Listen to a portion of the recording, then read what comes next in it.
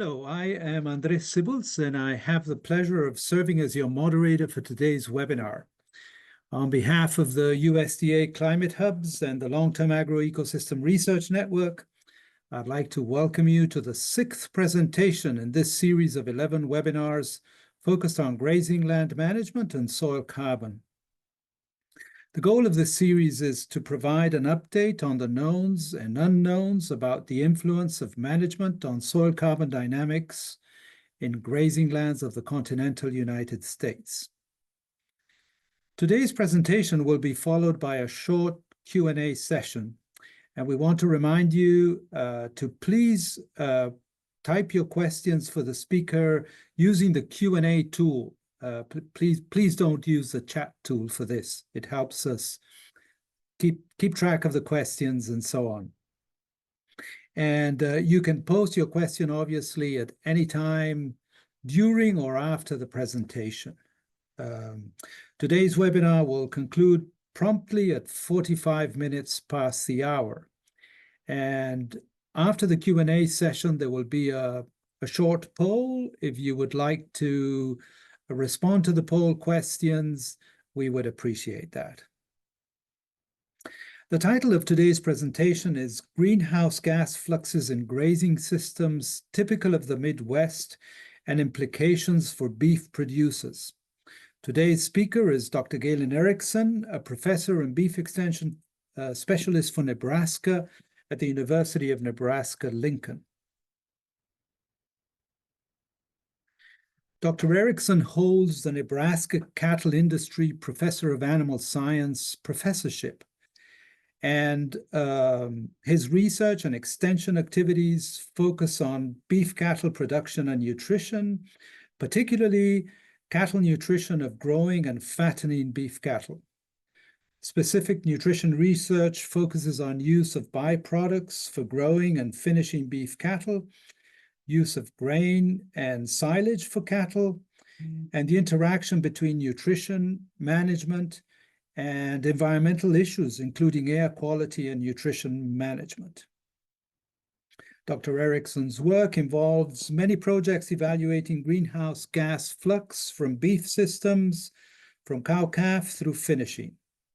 Along with his graduate students, Dr. Erickson has published approximately 460 extension articles, 180 scientific articles, and his program has attracted $13 million in extramural funding over his 22 years. So without more to do, let's welcome Dr. Erickson's presentation.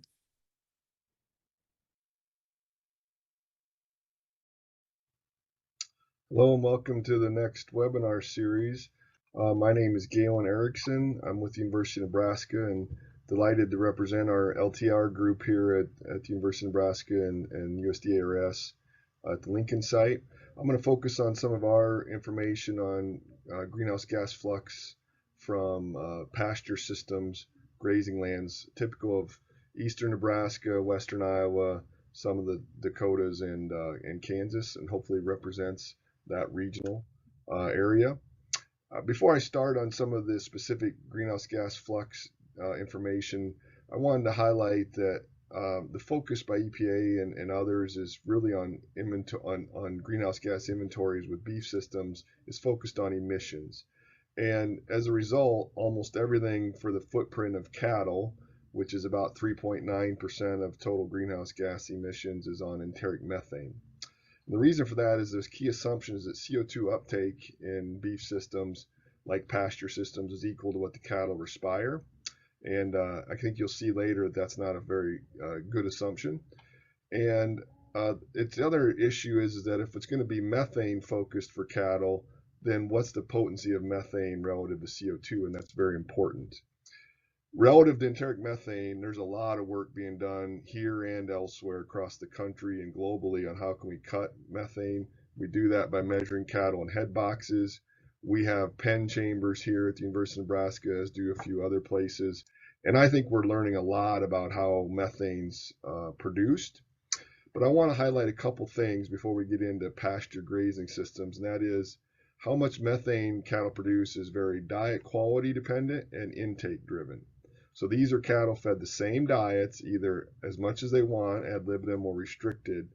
And you can see that the methane decreases when intake decreased from 18.5 pounds a day to 13.7. Methane decreased from about 155 grams per day to 125. And so same diet, different intakes really influences it. But we're going to have interventions in terms of cutting enteric methane. We've studied things like algae here. This is a specific product from a company in California with a 63% reduction in methane. We've also evaluated adding fat or oils like many others, and we can reduce methane by about 10%. And there's other products coming. So we're going to decrease enteric methane. And if that's how inventories are done, that'll show a big impact. But I think, and others do too, that it's important to monitor what is the greenhouse gas flux, meaning CO2, methane, and N2O in systems. And that's been done in cropping systems, and we're going to focus heavily on pasture systems. This is some work we did recently in a cow-calf production system, and we looked at what is the methane produced, the CO2 that's respired, so methane in blue, CO2 respired in red, and then we predicted some of the N2O in this particular study, and that's in green. And you can see that if you add all them up, by the way, that's for the life cycle of beef cattle. The cow, the calf while it's on the cow, and the calf until it goes to market. And if you look at that with using a conventional conversion of methane, it adds up to about 12,000 kilos per head. And that's, again, the whole life cycle. But when we looked at the pastures the cows were grazing in this conventional system, at least for that year that we measured, which was 2019, we took up enough CO2 to offset 12,000 equivalent kilograms per head. Now, if you have a less potent life cycle span for methane, then we actually took up more carbon. But that was on a good year. The LTAR projects allowed us to study multiple years, and I want to delve into that. Last thing for those interested in this topic, and this has been shown in other research too, that the cow in blue when it's gestating, the cow in orange when it's lactating, is the majority of the methane that's produced enterically by cattle. The gray and the yellow are during growing and finishing of just the calf. And that was the case in a couple of different systems that we labeled conventional or alternate. And so the cow is producing the most methane and during its gestating and lactating time. The other thing I want to mention, and there's a lot of discussions about this, about what are climate smart practices, because we had the system-wide full greenhouse gas balance for 2 systems, we could apply that also to using implants or not. And I guess the bottom line is we produced less methane per kilogram of hot carcass weight in a cow-calf system that uses implants. And I just want to point that out, that a lot of people are debating what are the different practices we use in beef production and what's the impact on enteric methane and total balance for greenhouse gases. But to do that correctly, you got to know what's happening in different regions and what are factors that we can do to influence that. So we're part of the Platte River High Plains Aquifer LTAR group, and you can see that highlighted here in the middle part of the country, and much of the research I talk about is going to be focused there. It's a large team. This is the primary LTAR group here in Nebraska that consists of both USDA scientists as well as University of Nebraska scientists. And again, I'm just a member of that team. So what we did is as part of the LTAR group is we started a project in 2016 actually, and much of the greenhouse gas information I'm going to show is from 2018 to today. So what is that situation? What is that area like? Here's just temperature by month across those years from 2018 to 2023. Pretty cold here in Nebraska in the winter, pretty hot here in the summer, and pretty typical response for this part of the country. The pastures that we're grazing are monoculture brome, so it's a cool season grass, and the pasture we've studied for the longest, at least relative to greenhouse gases, is continuously grazed, so not rotationally grazed. And I'll show you some more information on that. But before I delve into the cattle and the greenhouse gas performance, pretty typical cool season pasture quality, very high quality in the spring months, and what we call the summer slump, right, for cool season grasses in the middle of the summer, and then obviously due to regrowth, some rebound in the fall. What have the years been like since we've been studying this? Variable, and particularly related to precipitation. So during the grazing season, 2018, 2019, pretty good years, 2021, good years, and then less so. And I think there's a relationship here when we look at some of the carbon balance to what precipitation's been. I also want to highlight in 2023, you'll see that we pulled the cattle very early. And the reason we did is because we had essentially no rain, not typical amounts of rain in May and June, or particularly May, which then influenced the amount of forage biomass.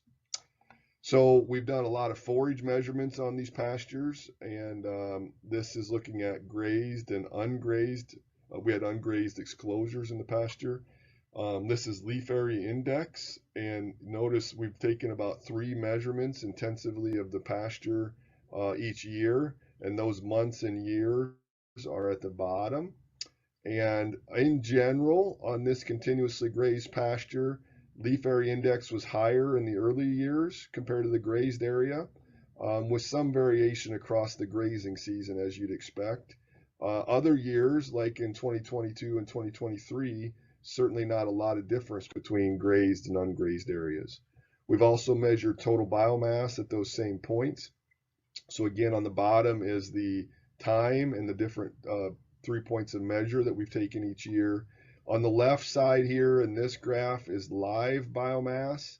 On the right side is total biomass, which of course would include a dead material. Generally speaking, the live biomass decreases both due to grazing as well as not grazing over the season. And in general, grazing decreases the amount of live biomass compared to our exclosures that are put out each year. So performance-wise, we measure, in fact, my background's more on the animal side, and so we've measured performance each year. So about each year, we put out 25. Their weights are 280 to 320 or 30 kilos most years, and they're coming off at 380 to 440 kilos each year. But notice that these are now from 2016 to 2023. We actually started grazing with these cattle in 2016 as part of this study, but took a couple years to get the pastures equipped and the GPS collars working and so on. One thing that's critical is that for probably the previous 25 years, this had been a grazed or hayed pasture. And anyway, the gain you can see is variable across years, as well as the gain per hectare, which is why we think measuring performance in these pasture systems is important. Average daily gain, which actually is probably not the best measure, it's probably gain per hectare, because some of these years, notice the last 2 years, you can't see that as 92 days in 2022 and only 40 days in 2023. So our gain per hectare was lower, particularly in those 2 years due to less days grazed. But particularly in 2023, we had excellent gain because they grazed early when the forage quality was the highest. So I want to point out, just for memory, 2018, 2019, and 2021 are kind of good years. The other years are maybe a little poorer years relative to precipitation and when we look at the greenhouse gas. One of the critical steps that we wanted to figure out doing this is where are the cattle at, and you got to account for where they're at in terms of location, because if they're in the footprint where we're measuring using eddy covariance towers, the greenhouse gas fluxes, the cattle are obviously emitting CO2, respiring CO2 and breathing out methane. If they're in the footprint, then we need to know so that we'll see that in our eddy covariance tower and our sensors. conversely, we want to know when they're not in the footprint, so then we know we're measuring just the pasture system and not getting background from our point source contributors, which are cattle. So we've learned a lot about GPS collars. When we first started, we were using I Got You GPS collars, and we've switched now to Yabby collars. This is looking at some comparisons to real-time kinetic GPS, and notice that on average we might be up to 8 meters off with our I Got You. That's still about 3.5 meters off on average with the Yabbies, but still more consistent where the location. The other thing we've noticed is the response rate. So in other words, how many signals do we get? That could be due to battery life or signal to satellite, and the Yabby sensors or GPS collars were performing quite better. But we also can get grazing pattern and distributions, and so we've learned a lot about that and published our information on the comparison of those different collars. Okay, I want to get into the greenhouse gas flux. This is an example for 2017. It was a good year in terms of precipitation and vegetative growth. This is from January to January in the year 2017. In orange is before the cattle were turned out, in blue is when the cattle were grazing that pasture, and then of course when they were removed, and some fall regrowth you can see here. On the bottom is cumulative amount of carbon expressed as grams of carbon per meter square. And you can see during vegetative growth, including while the pastures are grazing, a real increase in carbon accumulation, less so during the summer slump and while cattle are grazing, and then some rebound when the cattle were removed. That was a good year. And then conversely, this is 2021, where we still had carbon accumulation during green up, but notice there's greater depletion prior to cattle being turned out, which is in the shaded bar. And then during grazing in the summer slump, considerable decrease in the accumulation of carbon as grams per carbon per meter squared. So this is the cumulative CO2 flux from January of 2017 through January of 2023. And you can see quite variable by year, and that's also represented above. And this, by the way, is when cattle are not in the footprint. So this is the grazed pasture response to CO2 flux. That's maybe surprising to some where we have increases on certain years, but similar work has been done, usually only a season here and there, or some days per season, but this is some published work out of Switzerland. And the dark green line shows carbon. This is actually carbon accumulation because it's net ecosystem exchange, so lower is better. This is the carbon accumulation into that pasture. And if you account for the CO2 the cattle produce, you can see that that offsets some of that carbon accumulation, but not all of it. So the pasture is taking up more carbon than what the cattle are emitting as CO2. Okay, the other major part of our project is looking at a different system compared to just a continuously grazed, fertilized pasture, which would be kind of typical of much of our improved pasture lands here in eastern Nebraska. What we wanted to do is we started a project in 2005, not for this purpose, but actually just to look at the nitrogen balance and the efficiency of fertilizer, as well as if we could offset fertilizer by supplementing cattle. So there's 3 treatments we've imposed since 2005. I'm going to show you a summary here. This happens to be cattle performance of 2005 to 2021. So it's a multi-year comparison of how cattle have done across all those years. Notice that we have a control pasture, which is not fertilized, a fertilized pasture, which is 30% less land area because we put the same number of head out, and then a supplemented pasture, which is the same area as the fertilized treatment, not fertilizing the pasture, but we're feeding distillers grains as a protein supplement.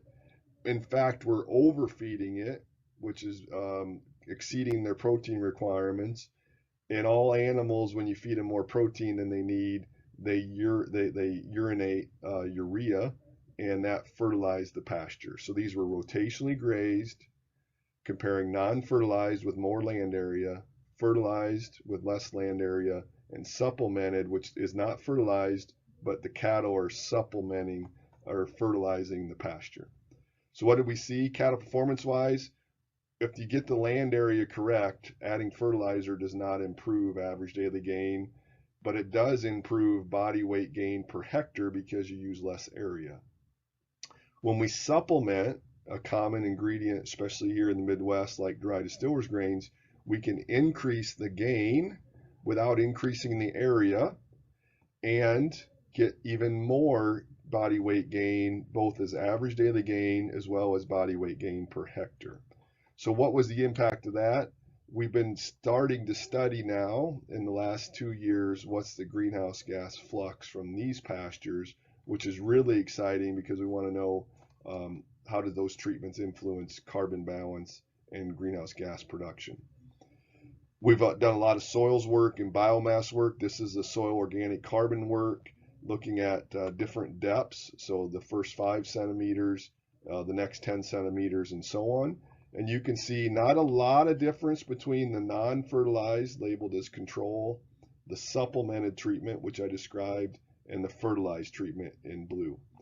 If you look at that as cumulative fixed depth soil organic carbon, really not a lot of difference across those 3 treatments.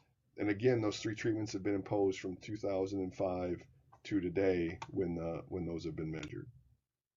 We've also looked at leaf area index, and both for grazed and ungrazed areas. The top is the supplemented treatment, the middle is the fertilized treatment, and the bottom is the non-fertilized. And you can see quite a bit lower leaf area index for the non-fertilized pastures as compared to the distillers grain supplemented or the fertilized.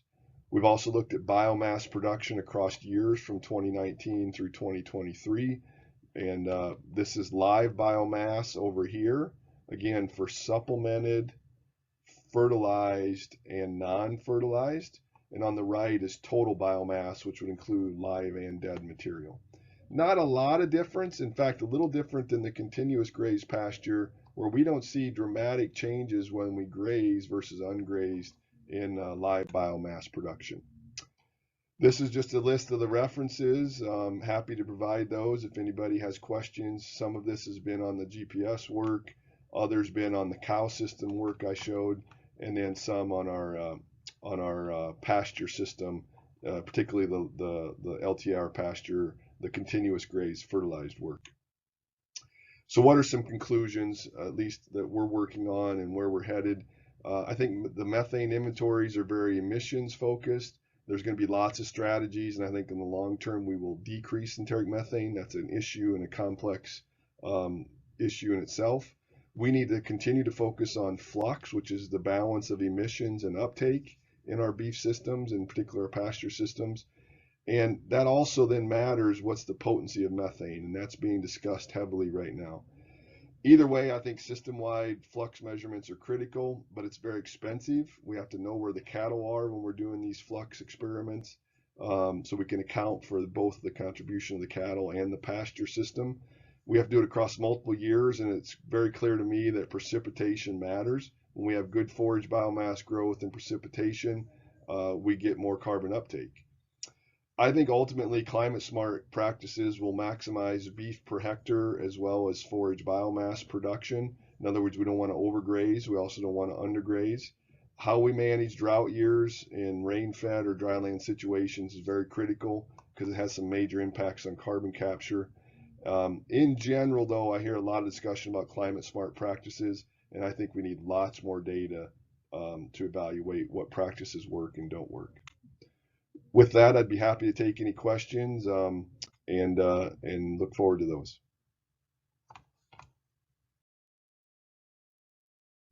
Thank you, Galen. And we have a few questions coming in here. So I'll start with the first one. And it asks whether your biomass measures were above ground or total biomass, above and below, I guess. Yep, and remember, I'm an animal scientist, but representing a team, and so some of my specifics I may not have alluded to well enough. That was above ground forage biomass. not total or below ground. Okay, thank you. I've got a second question here about gain or loss of CO2, and it says, I may have missed it, but were you able to conclude if there was a net CO2 gain or loss in these grazed systems?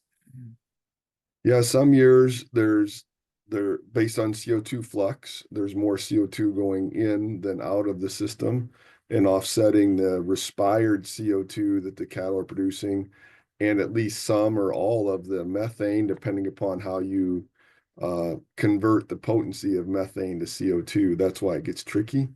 And in other years, certainly not enough uptake by the pasture productivity to offset that respired CO2.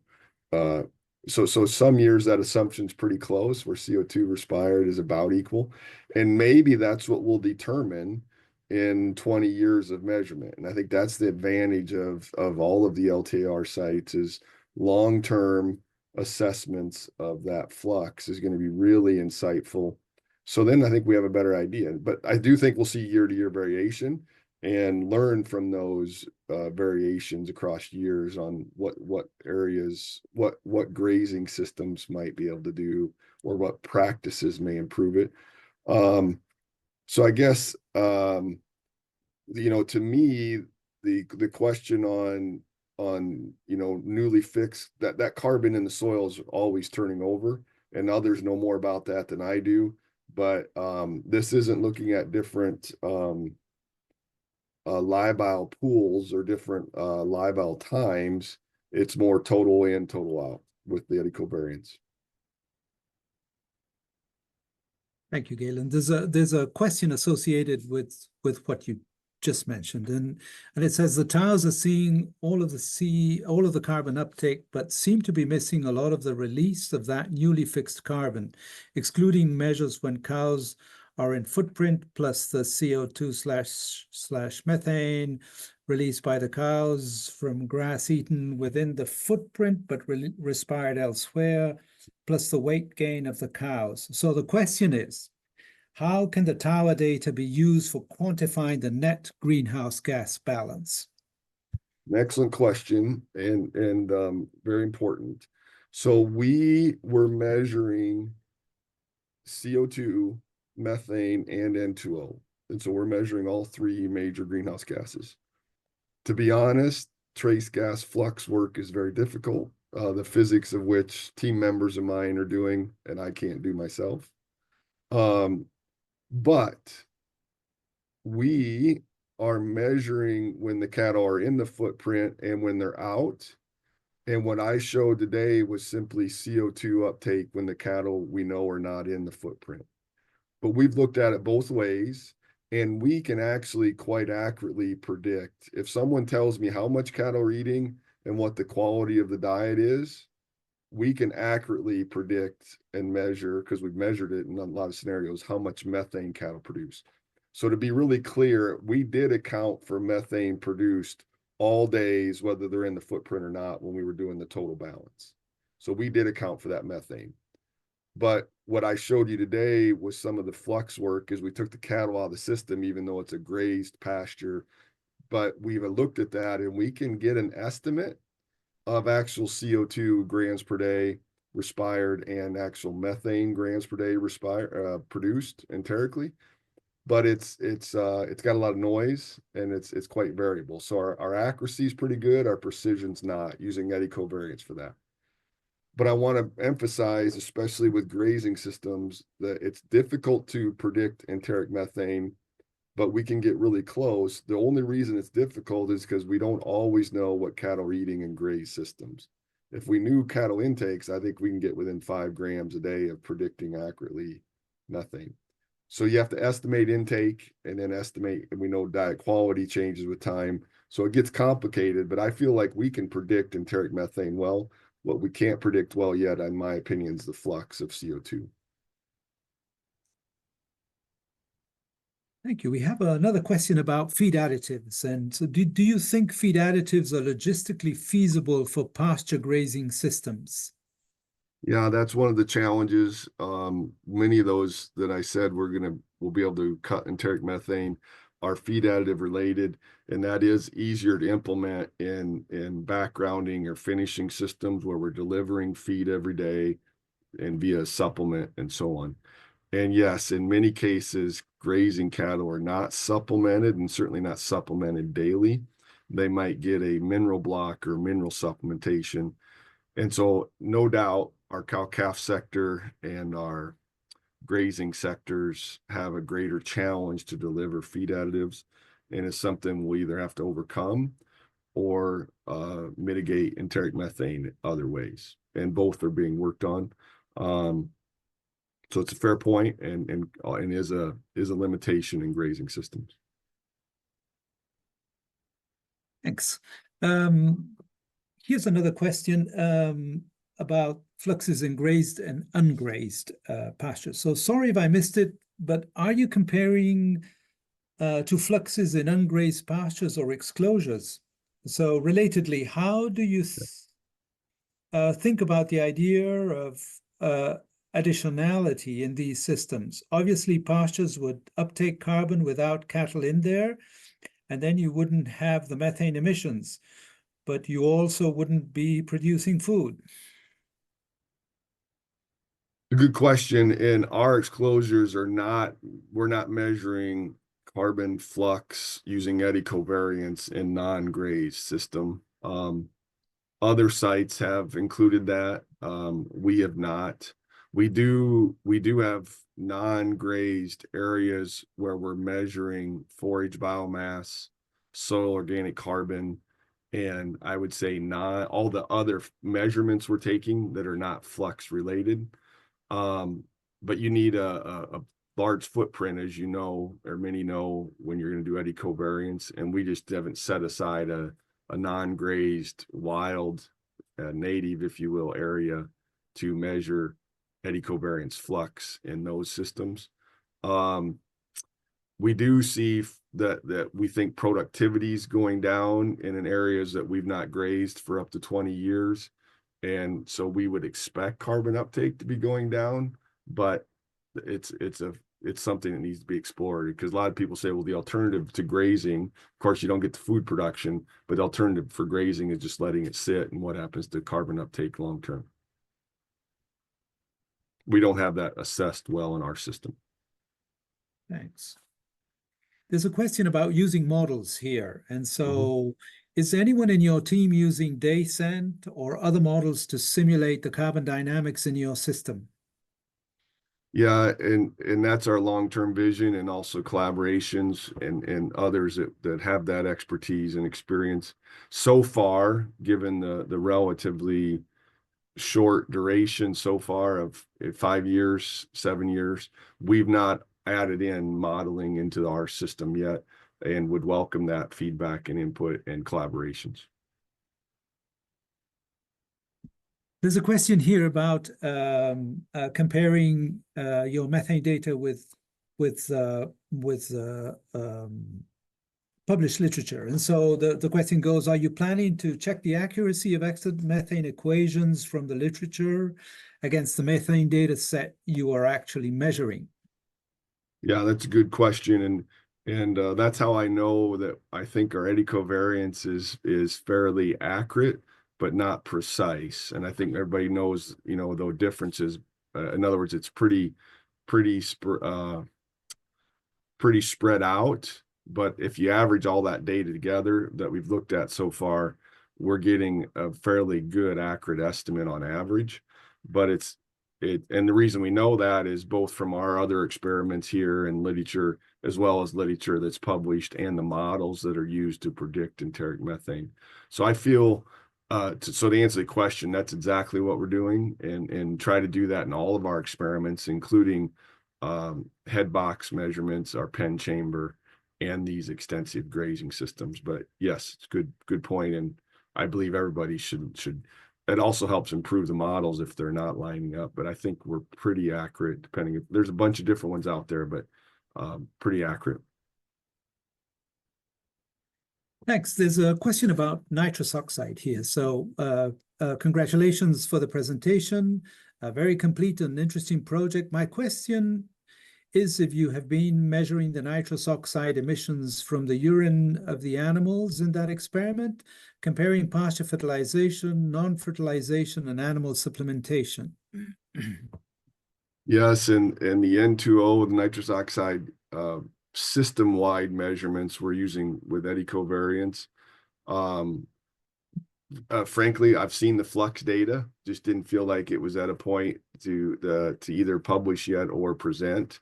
So still working on the nitrous, but we have those data across the years. Of course, as you would expect across the 6-year period and COVID included, the nitrous oxide and methane sensors didn't work every single day. And so we're sorting through that, but we have at least 60-70% of the days with good measurements. So we plan to present that. And then Virginia Jen and our group has also used chambers to measure that. But nitrous oxide is very precipitation and soil microbial activity dependent. And so we see that we're getting fluxes for nitrous oxide, and it does appear we'll see a difference between fertilized, non-fertilized, and supplemented pastures. But the predictive models isn't that the animal urinates and then you see a huge spike. It's more slow and very precipitation driven, because you got to get that urea converted eventually over to nitrate in that process. So it's complex, and I would say we got a lot to learn about predicting nitrous oxide flux from pastures, but we are trying to, yes. Thank you. The last question we have here is about the lifespan of methane and CO2 in relation to the study. And so how might the lifespan of methane and CO2 in the atmosphere affect this study?